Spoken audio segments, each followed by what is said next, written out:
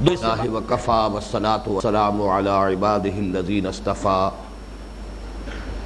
خصوصا علی افضلهم وخاتم النبیین محمد الامین وعلی آلہ وصحبہ اجمعین اما بعد فقد قال اللہ تبارک وتعالی اعوذ باللہ من الشیطان الرجیم بسم اللہ الرحمن الرحیم اللہ لا الہ الا ہو الحی القیوم لا تأخذہ سنۃ ولا نوم لہ ما فی السماوات وما فی الارض من ذا الذی یشفع عندہ الا بإذنہ یعلم ما بین ایدیہم وما خلفہم ولا یحیطون بشیء من علمہ الا بما شاء وسع کرسیہ السماوات والارض ولا یؤودہ حفظہما وہو العلی العظیم وقال تبارک وتعالی لیس کمثلہ شیء وہو السمیع البصیر وقال عز وجل هو الاول والآخر والظاہر والباطن وهو بكل شيء عليم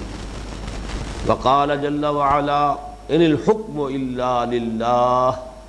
امر ان لا تعبدوا الا اياه ذلك الدين القيم صدق الله العظيم رب اشرح لي صدري ويسر لي امري واحلل عقدة من لساني يفقهوا قولي اللهم ربنا الهمنا رشدنا واعذنا من شرور انفسنا اللهم ارنا الحق حقا وارزقنا اتباعه وارنا الباطل باطلا وارزقنا اجتنابه آمین یا رب العالمین۔ ان مجالس میں اقسام شرک کا بیان جس ترتیب سے ہو رہا ہے اس میں ہم شرک فی الذات کی بحث ختم کر چکے ہیں۔ گزشتہ نشست میں خیال یہ تھا کہ شرک کی دوسری قسم یعنی شرک فی الصفات کا بھی بیان شروع ہو جائے گا، لہذا اس نشست کے آغاز میں بھی میں نے انہی آیات کی تلاوت کی تھی جن کی آج تلاوت کی ہے، لیکن کل ہم وہاں تک نہیں پہنچ پائے۔ اب بغیر کسی تمہید کے، اس لیے کہ وقت کم ہے اور ارادہ یہی ہے کہ اب دو نشستوں میں اس بیان کی تکمیل کر لی جائے، لہذا پچھلی کسی بات کا اعادہ کیے بغیر اب ہم آگے بڑھ رہے ہیں۔ شرک فی الصفات یعنی اللہ تعالیٰ کی صفات میں مخلوقات میں سے کسی کو کسی پہلو سے، کسی اعتبار سے، کسی صفت میں مشابہ کر دینا، ہم پلہ قرار دے دینا، برابر کر دینا، یہ شرک فی الصفات ہے۔ جیسا کہ میں نے تمہیدی جو امور تھے ان کے ضمن میں عرض کیا تھا کہ شرک فی الصفات کا معاملہ ذرا باریک قسم کا ہے، دقیق علمی معاملہ ہے۔ یہی وجہ ہے کہ اس میں مغالطے کا امکان بہت کافی ہے۔ غیر شعوری طور پر بھی انسان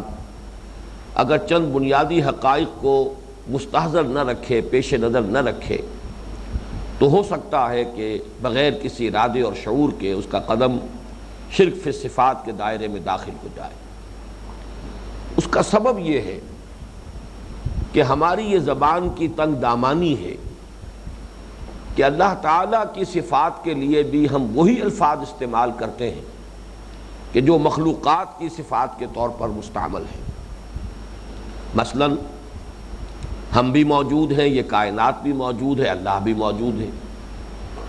اب گویا کہ صفت وجود مشترک ہے اللہ اور مخلوقات کے مابین۔ مخلوقات میں بھی علم ہے، انسان بھی صاحب علم ہے، انسانوں میں علامہ بھی ہوتے ہیں، اور علامہ جو ہے یہ انتہائی مبالغے کا صیغہ ہے۔ ایک تو فعال کے وزن پر علام، مزید اس میں اور مبالغہ پیدا کرنے کے لیے تا کا اضافہ علامہ، بہت بڑا عالم۔ اب اللہ کو بھی ہم علیم کہتے ہیں، عالم کہتے ہیں، علام کہتے ہیں، یہ تمام الفاظ مشترک ہیں۔ قدرت، اختیار، ارادہ، یہ تمام الفاظ مشترک ہیں۔ حیات، سمع، بصر، یہ تمام صفات جو ہیں یہ الفاظ مشترک ہیں، اللہ کے لیے بھی استعمال ہوں گے اور مخلوقات کے لیے بھی۔ اب اگر یہ بات ذہن میں نہ رہے کہ جب ان میں سے کوئی لفظ اللہ کے لیے استعمال ہوتا ہے تو اس کا مفہوم بالکل مختلف ہوتا ہے۔ زمین و آسمان کا فرق ہے اس مفہوم میں کہ جب ان صفات کا اطلاق مخلوقات میں سے کسی پر ہو اور جب کہ یہی الفاظ یہی صفات اللہ کے لیے استعمال کی جائیں۔ اگر وہ بات سامنے نہ رہے تو لفظی اشتراک کی بنا پر بہت سا خلط مبحث ہو سکتا ہے، بہت سے مغالطے پیدا ہو سکتے ہیں۔ جیسا کہ میں نے عرض کیا، غیر ارادی اور غیر شعوری طور پر بھی انسان شرک میں ملوث ہو سکتا ہے۔ اللہ تعالیٰ کی صفات میں اور بندوں کی صفات میں جو بنیادی امتیازی امور ہیں انہیں میں چاہتا ہوں کہ آپ اچھی طرح نوٹ کر لیں۔ یہ 3 امور ہیں۔ پہلی بات یہ کہ جس طرح اللہ تعالیٰ کا وجود ذاتی ہے، کسی اور نے اسے عطا نہیں کیا ہے، وہ خود قائم ہے، خود بخود موجود ہے، اسی طرح اس کی جملہ صفات بھی ذاتی ہیں، کسی اور کی عطا کردہ نہیں۔ اس کے مقابلے میں جملہ مخلوقات کسے باشد، وہ حیوانات ہوں، انسانات ہوں، وہ چاہے فرشتے ہوں، انبیاء ہوں، رسول ہوں، کسے باشد، سب کی صفات عطائی ہیں، ذاتی نہیں۔ کسی کے پاس اپنی کوئی صفت نہیں ہے، اللہ کی عطا کردہ ہے۔ ہندی کا بڑا پیارا دوہا ہے کہ میرا مجھ میں کچھ نہیں، جو کچھ ہے سو تو ہے۔ اس کا دوسرا مصرع جو ہے کہ تیرا تجھ کو سونپتے کیا لاگت ہے موئے، یہ وہی بات ہے کہ جو فارسی میں کہی گئی، یا ہم اردو میں کہتے ہیں کہ جان دی ہوئی اسی کی تھی، حق تو یہ ہے کہ حق ادا نہ ہوا۔ تو میرا مجھ میں کچھ نہیں، جو کچھ ہے سو تو ہے، تیرا تجھ کو سونپتے کیا لاگت ہے موئے۔ مخلوقات میں سے کسی کے پاس کچھ نہیں، نہ وجود ان کا ذاتی ہے،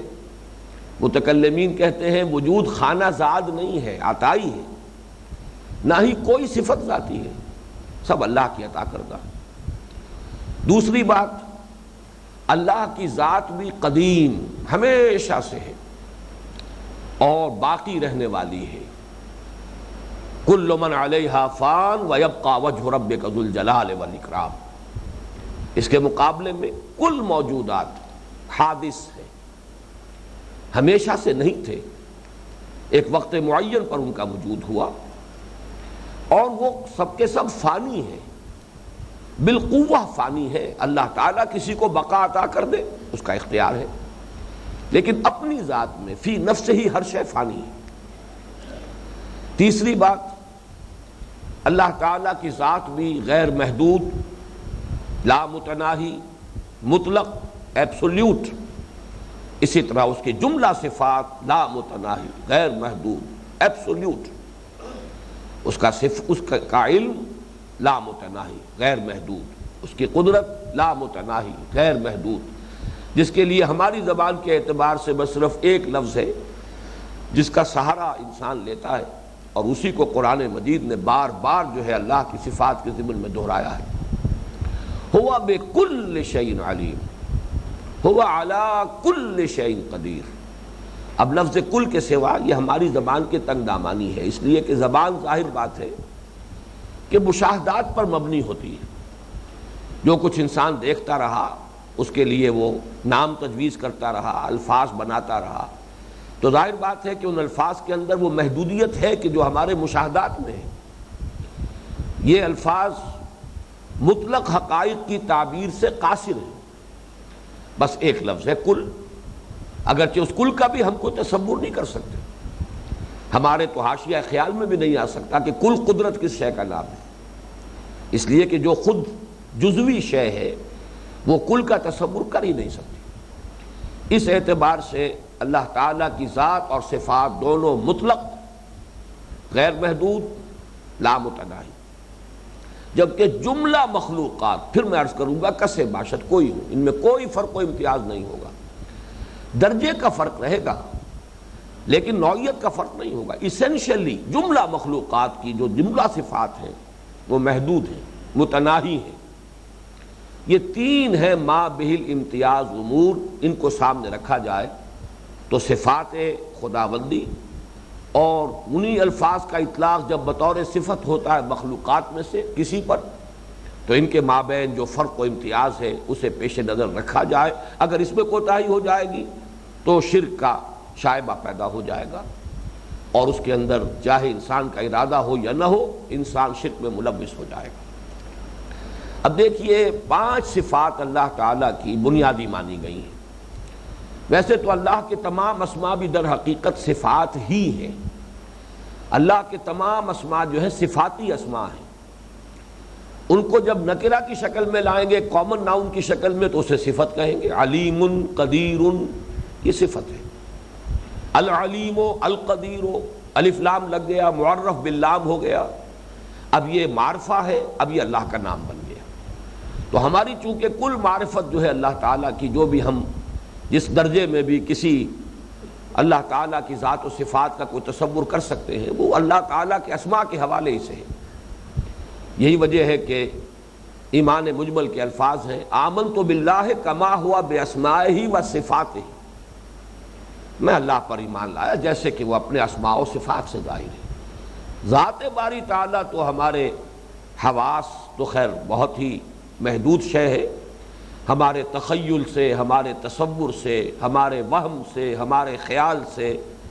ما ورا ثم ما ورا ثم ما ورا، جس کو کہ شیخ احمد سرہندی اپنے مکتوبات میں وراء الورا ثم وراء الورا ثم وراء الورا سے تعبیر کرتے ہیں، اس کا تو کوئی تصور ممکن ہی نہیں۔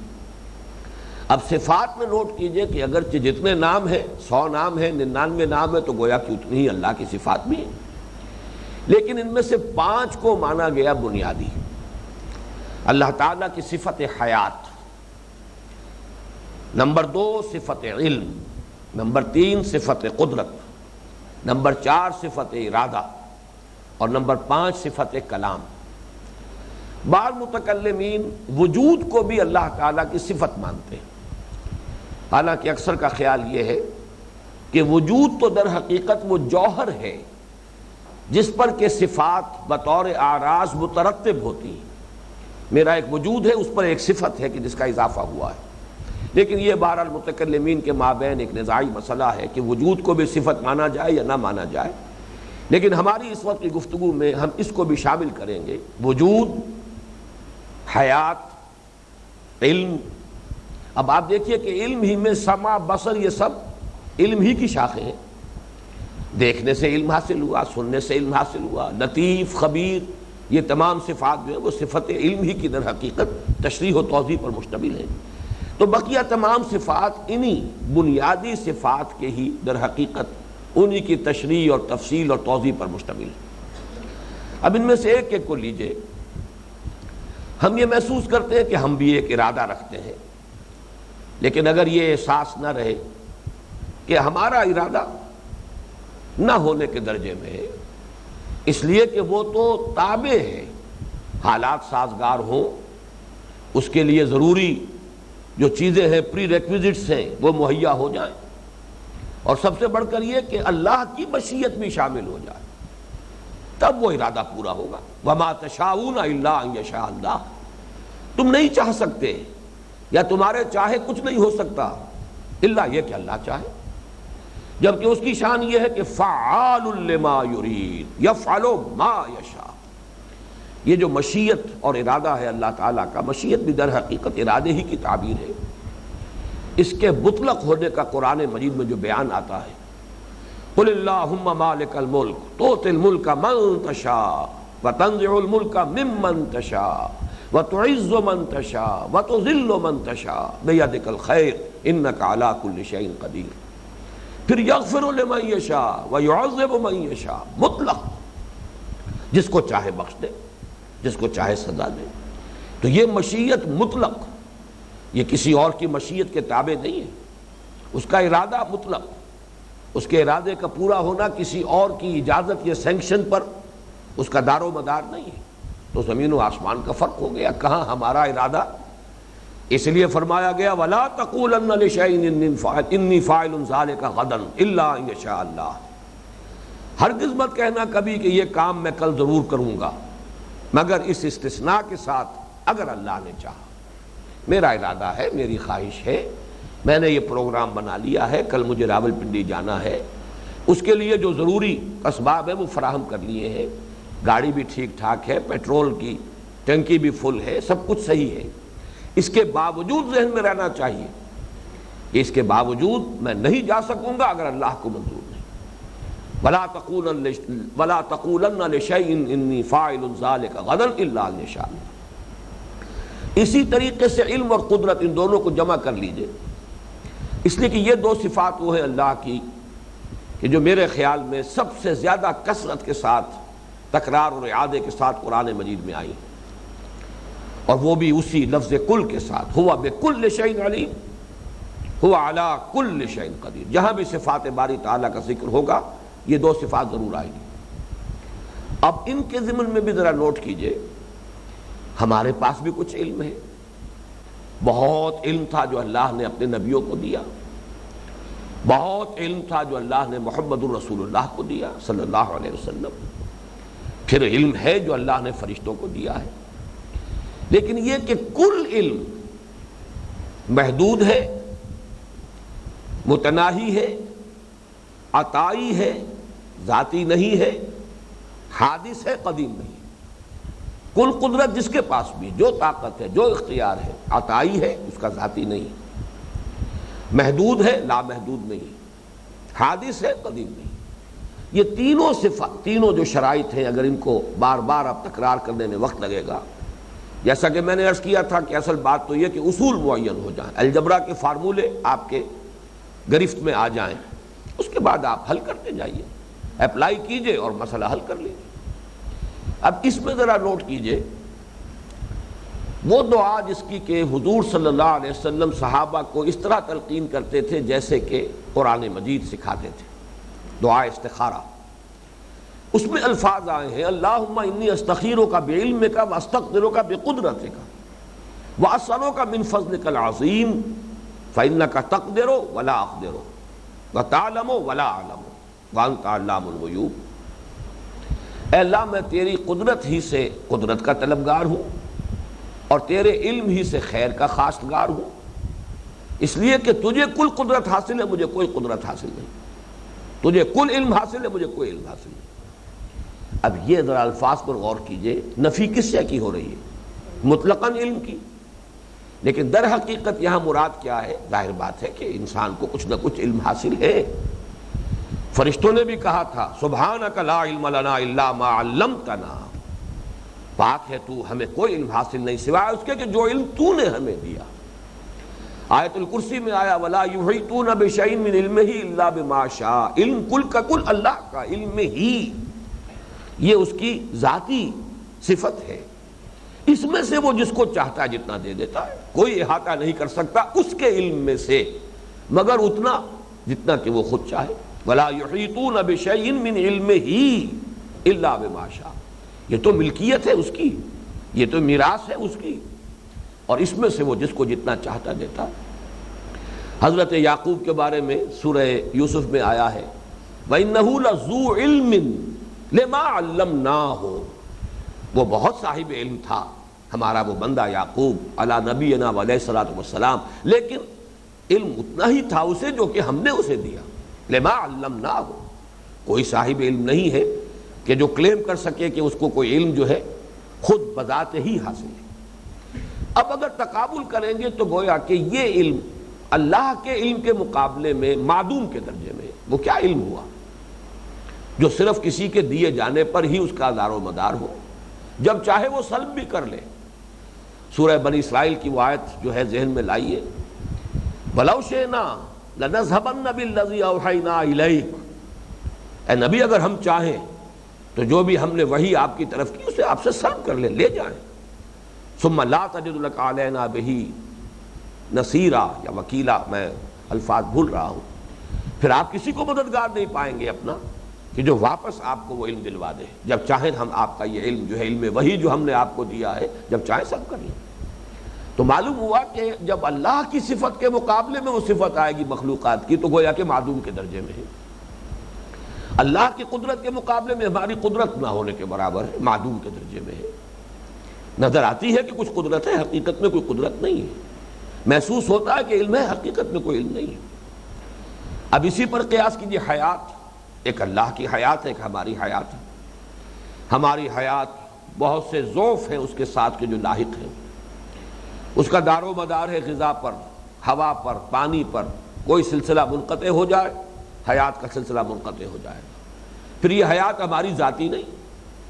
ہماری خانہ ذات میں اللہ کی عطا کردہ ہے۔ لائی حیات آئے، قضا لے چلی چلے،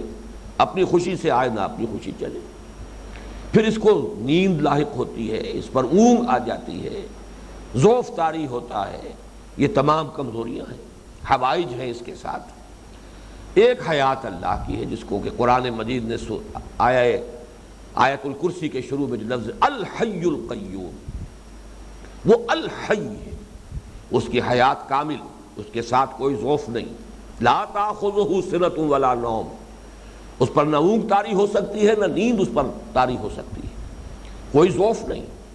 جیسے کہ نفی کی گئی ہے بائبل میں کہیں سے کوئی لفظ تورات میں شامل کر دیا گیا، بک آف جینیسس میں، کہ اللہ تعالیٰ نے آسمان اور زمین 6 دن میں بنائے اور 7ویں دن آرام کیا، اس کی نفی کی گئی سورہ قاف میں۔ وَلَقَدْ خَلَقْنَا السَّمَاوَاتِ وَالْأَرْضَ وَمَا بَيْنَهُمَا فِي 6 أَيَّامٍ وَمَا مَسَّنَا مِن لُغُوبٍ۔ یہ تو صحیح ہے کہ ہم نے آسمان اور زمین اور جو کچھ ان کے مابین ہے ان کی تخلیق 6 دنوں میں کی، لیکن ہمیں کوئی اس سے کوئی تکان لاحق نہیں ہوئی۔ یہ ہے حیات۔ اب اللہ کی حیات کے مقابلے میں ہماری حیات کیا ہے؟ سورج کے مقابلے میں یہ ایک دیا جو ہے اس کی کوئی حیثیت نہیں۔ حیات مستعار کا لفظ ہمارے ہاں اردو میں ادب میں مستعمل ہے، تو مانگی ہوئی زندگی ہے، عطا کردہ زندگی ہے، اس نے دی ہے، اور جب تک وہ چاہے گا یہ تار حیات جو ہے برقرار رہے گا، جب چاہے گا توڑ دے گا۔ اسی طریقے سے وجود،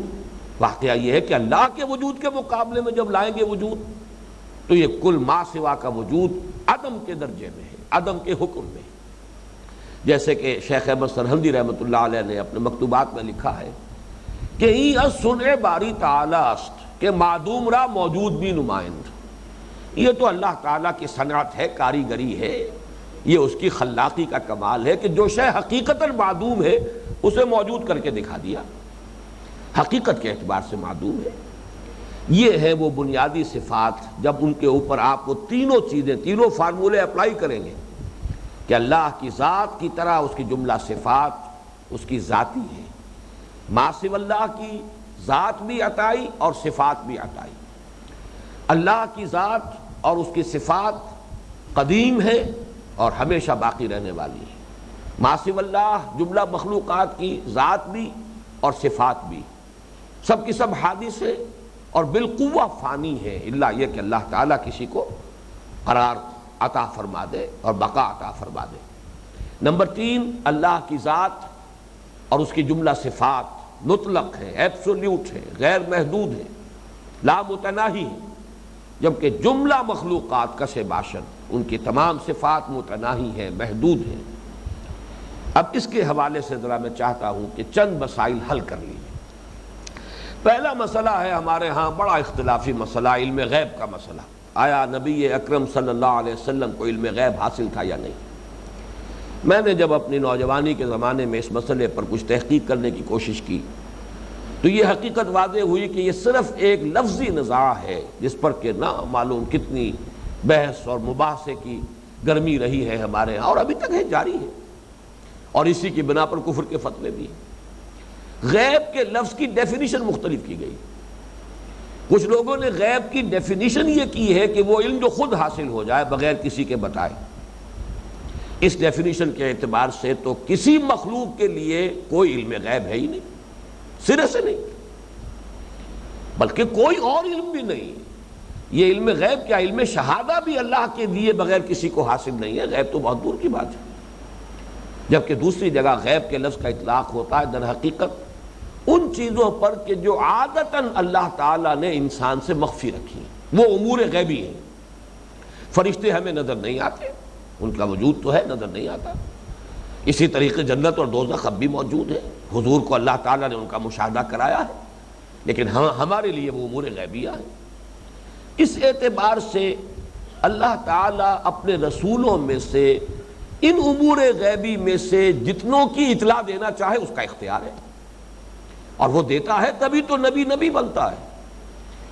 لا یظہر علی غیبہ الا من ارتضی من رسول، وہ اپنے غیب پر مطلع نہیں کرتا مگر جس کو بھی چاہے اپنے رسولوں میں سے۔ اس لیے کہ بنیادی فرق ہمارے علم میں اور انبیاء کے علم میں یہی تو ہے، ورنہ ہمارے اور ان کے علم کے درمیان فرق کیا ہوگا؟ انہیں ان امور غیبیہ کا علم دیا گیا، البتہ وہ محدود ہے، لا محدود نہیں ہے، کل نہیں ہے۔ جہاں لفظ کل آ جائے گا وہاں شرک آ جائے گا، جہاں ذاتی آ جائے گا وہاں شرک آ جائے گا،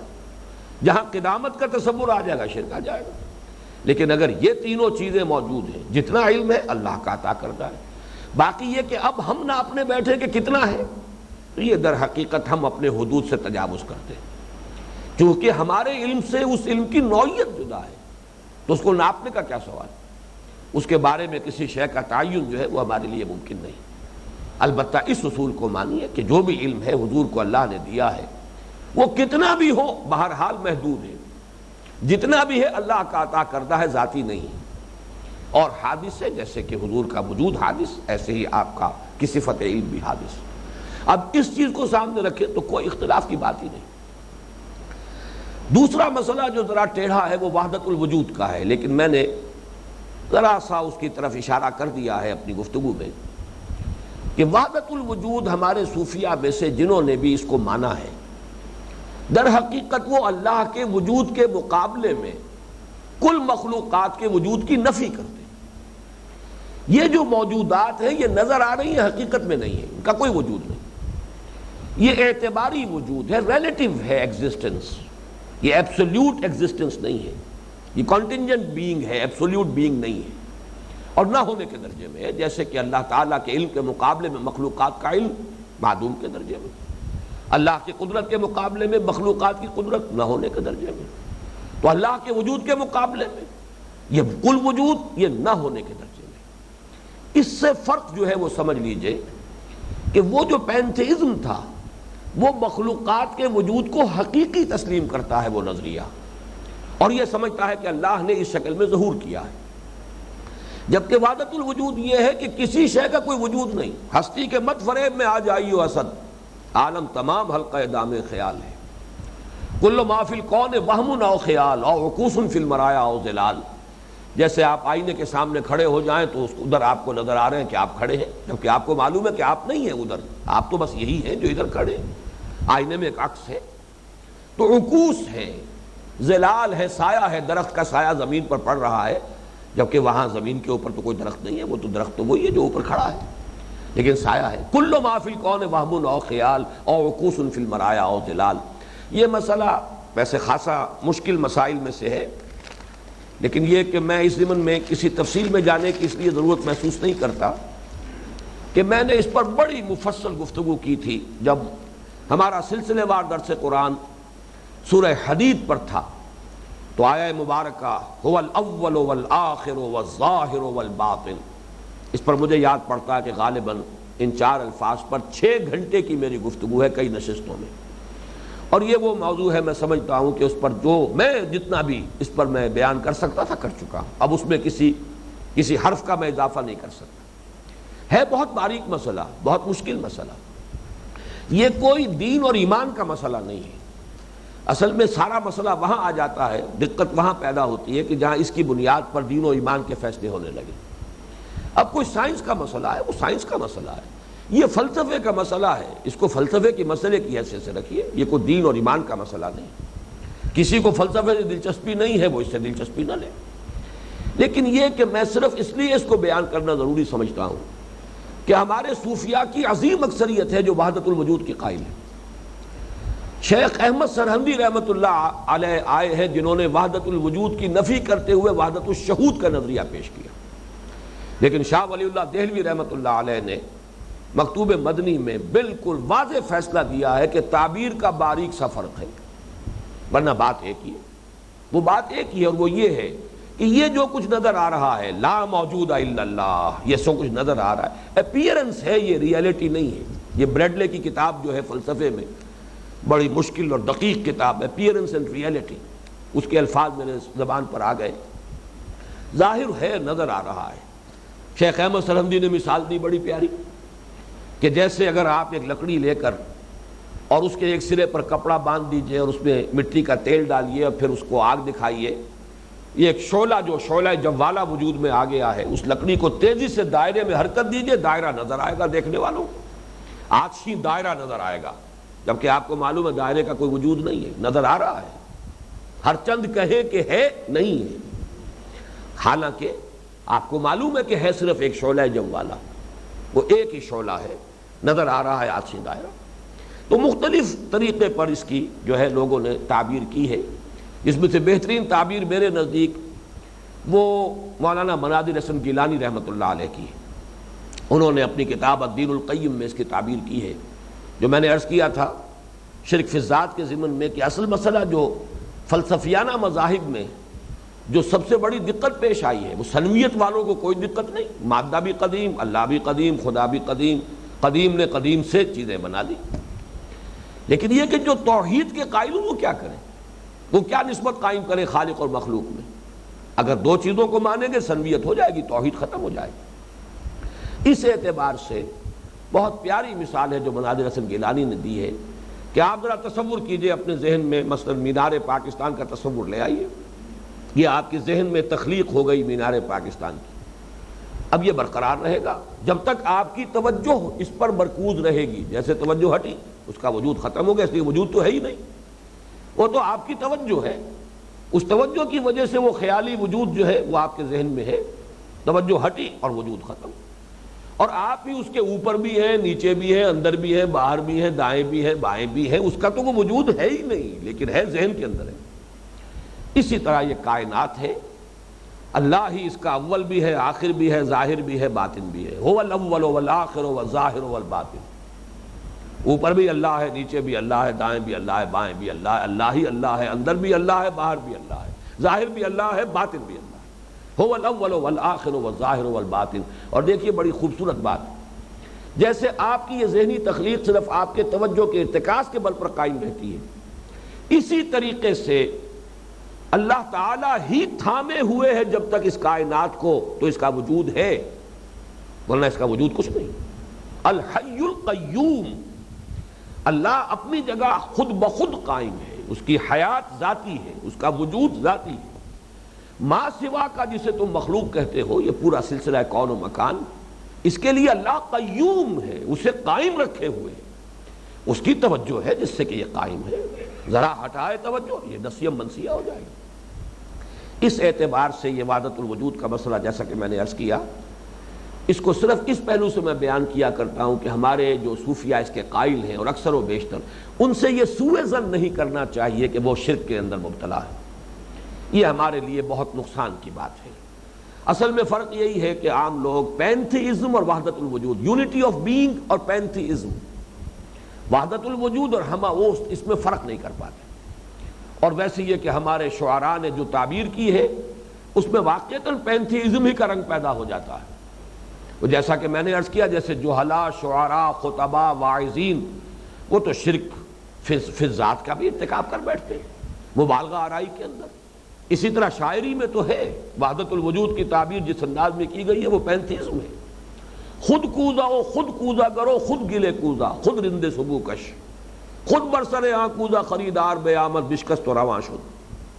وہ خود ہی کوزا ہے، خود ہی وہ مٹی ہے جس سے کوزا بنا ہے، خود ہی کوزا گر ہے، کوزے کا بنانے والا ہے،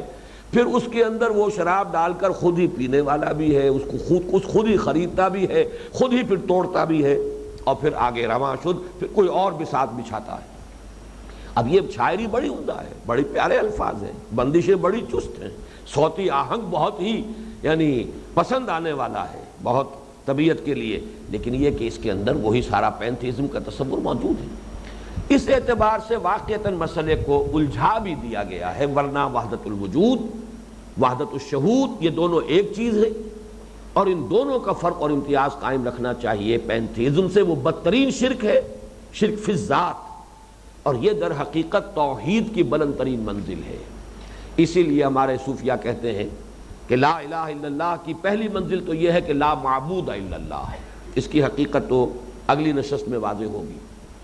اس سے ذرا اونچا انسان اٹھے گا تو تین الفاظ ذہن میں لے آئیے لا محبوب الا اللہ، لا مطلوب الا اللہ، لا مقصود الا اللہ۔ اس سے بھی جب اونچا اٹھے گا انسان،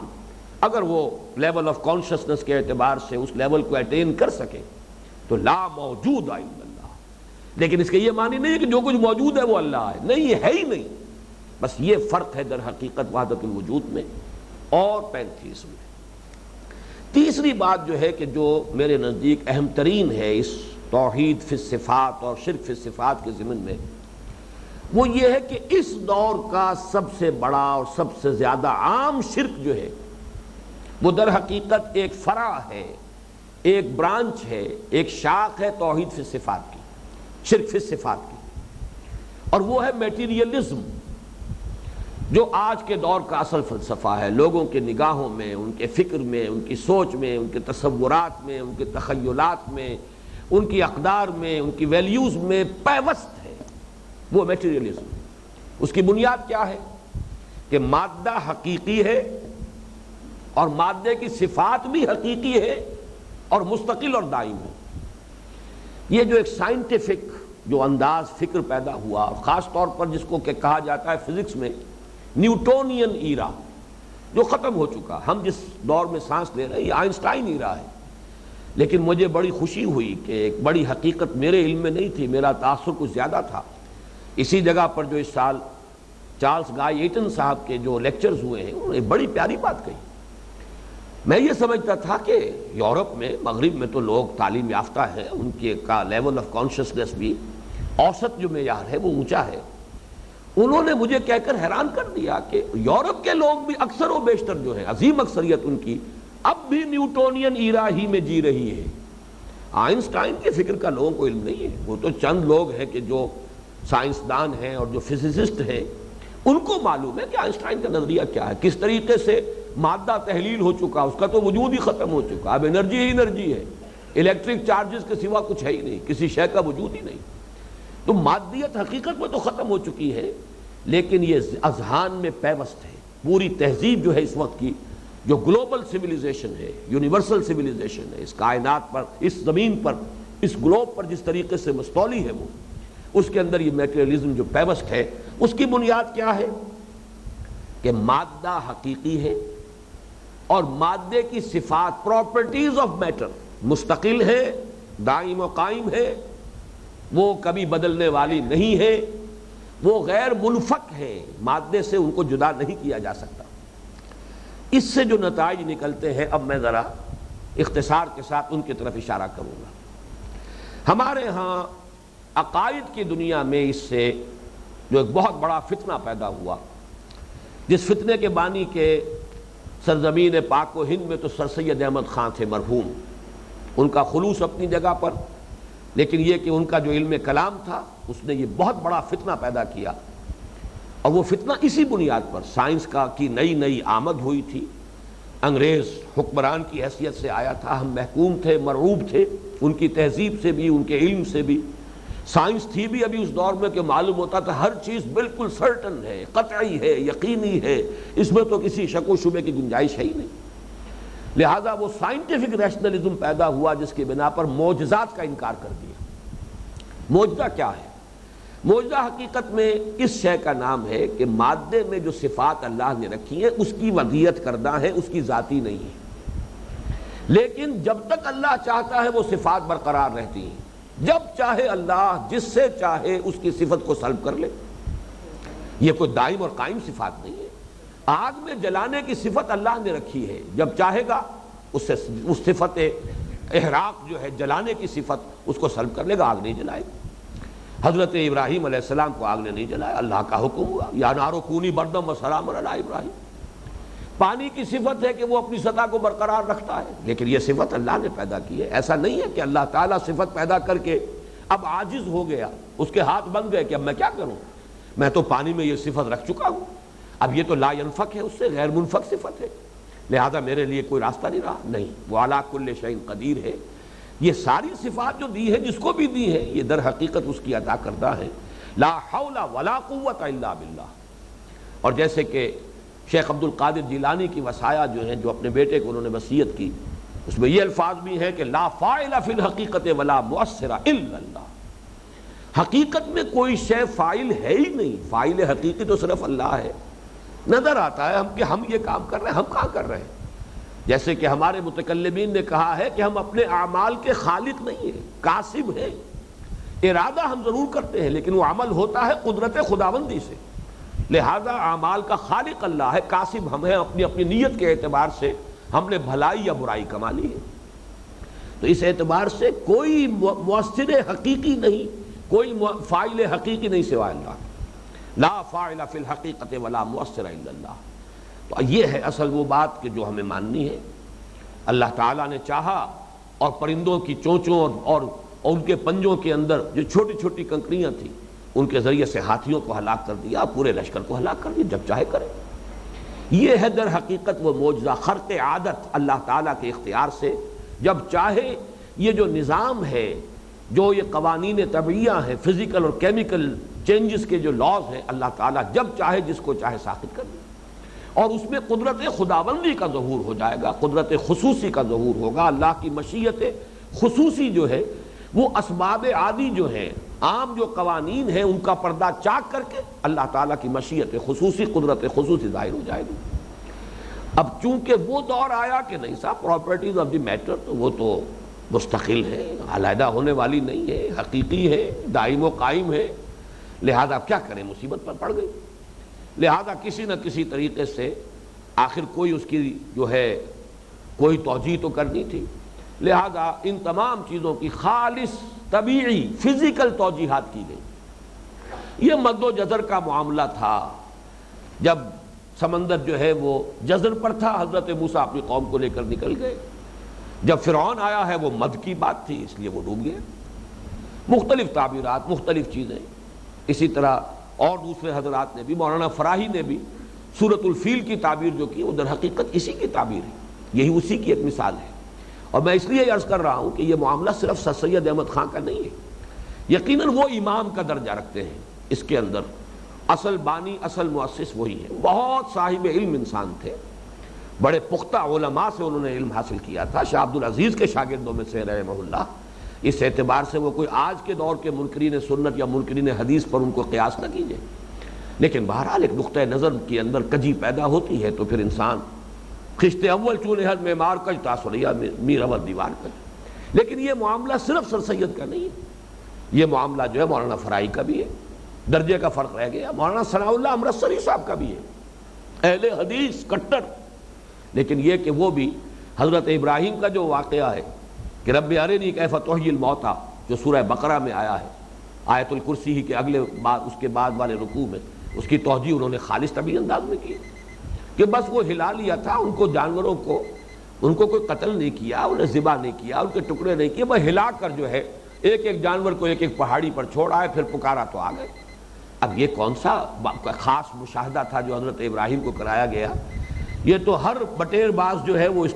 کو جانتا ہے کہ وہ اپنے بٹیر کو سداتا ہے، پھر سیٹی بجاتا ہے، بٹیر آ جاتا ہے۔ یہ در حقیقت وہی ہے جو توجیحات کرنی پڑی ہے لوگوں کو صرف اس وجہ سے کہ وہ جو چھاپ میٹیریلزم کی آئی اور اس کا جو رعب اور اس کا جو غلبہ ہوا ہے، اس نے در حقیقت ان تمام معاملات کے اندر ایک ایسی ذہنیت پیدا کر دی کہ جو خرق عادت ہے، جو معجزات ہیں، ان کی بھی کوئی ایسی تعویل کی جائے، سائنٹیفک اس کی ایکسپلینیشن ہو کہ جو ان قوانین طبیعہ کے اندر اندر اس کی توجیہ کر دیں اور ہمیں اس سے باہر نکلنا نہ پڑے۔ تو پہلا مسئلہ تو یہ ہے، اصل مسئلہ ابھی جو ہے اس بحث کا مادہ پرستی، جو اس دور کا سب سے عام شرک ہے، سب سے وسیع شرک ہے، شاید ہم میں سے کوئی بھی اس شرک سے بچا ہوا نہ ہو، اس کو اچھی طرح سمجھ لیجئے، اس درجے عام شرک ہے۔ اور یہی ہے اصل بات کہ اس دور کے شرک کو پہچانیے۔ وہ دور جو پچھلا تھا اس کے جو شرک تھے، آج قبروں کو پوجنے والے کم رہ گئے، عوام الناس ہیں جو ہلا ہیں، لیکن یہ کہ مادے کے پجاری تو ہم سب ہیں۔ اس اعتبار سے ابھی اس بحث کا یہ حصہ جو ہے باقی رہ گیا ہے، لیکن اسے میں اگلی نشست کے لیے ملتوی کر رہا ہوں۔ اقول قولی ھذا واستغفر اللہ لی ولکم ولسائر المسلمین والمسلمات۔